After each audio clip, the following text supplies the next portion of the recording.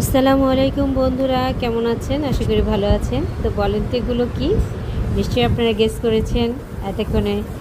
তো এগুলো হচ্ছে আমার রাস্তার অসহায় ভালোবাসার পথ কুকুরগুলোর জন্য খাবার। আলহামদুলিল্লাহ, আমার এই খাবারগুলো দিয়ে যে সহযোগিতা করেছেন উনি হচ্ছেন আমাদের তাসলিমা আপু। ধন্যবাদ আপুকে আমার এই অসহায় পথ কুকুর বিড়ালগুলোর জন্য সাহায্য করায়। তো আলহামদুলিল্লাহ ওদের আমি 4 প্যাকেট দিলাম খাবার। আজকে আমার গন্তব্য ছিল তাজমহল রোডে, এর জন্য সেখানে আমি বেশ এর আগে 4-5টা কুকুর দেখেছিলাম। তো আজকে যে ওদের 3টাকে পেয়েছি, তো 3টাকে 4 প্যাকেট খাবার দিয়ে দিলাম।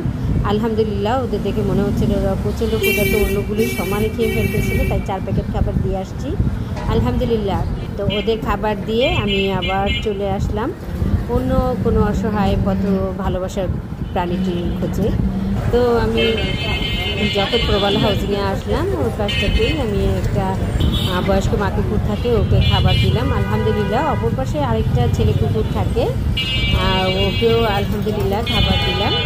তো ওরা দুজনেই আলহামদুলিল্লাহ খাবারগুলো ওদের দিতে পেরেছি এবং ওরা খাবারগুলো খাচ্ছিল, ডাক দিয়ে খাবারগুলো দিলাম।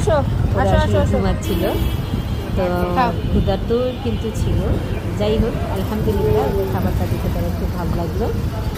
তো আমি বেশ কিছু খাবার নিয়ে বের হয়েছি। তো আমার এই মানবিক কাজগুলো যদি আপনাদের ভালো লেগে থাকে প্লিজ আমার চ্যানেলটিকে সাবস্ক্রাইব করে, লাইক দিয়ে, শেয়ার করে পাশে থাকবেন বেল আইকনটি ক্লিক করে।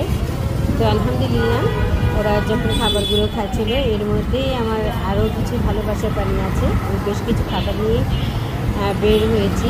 তো আপনারা এখানে কিছু ভিডিওতে দেখতে পারবেন, বাকি আরেকটা ভিডিওতে দেখতে পাবেন ইনশাআল্লাহ। তো আমি যেতে না যেতেই আমার আরেকটা ভালোবাসার প্রাণীর সাথে দেখা হয়ে গেল। তো ওদের জন্য কিন্তু ক্যাটফুড আর ভাত মাংসগুলো হচ্ছে কুকুর খাবার।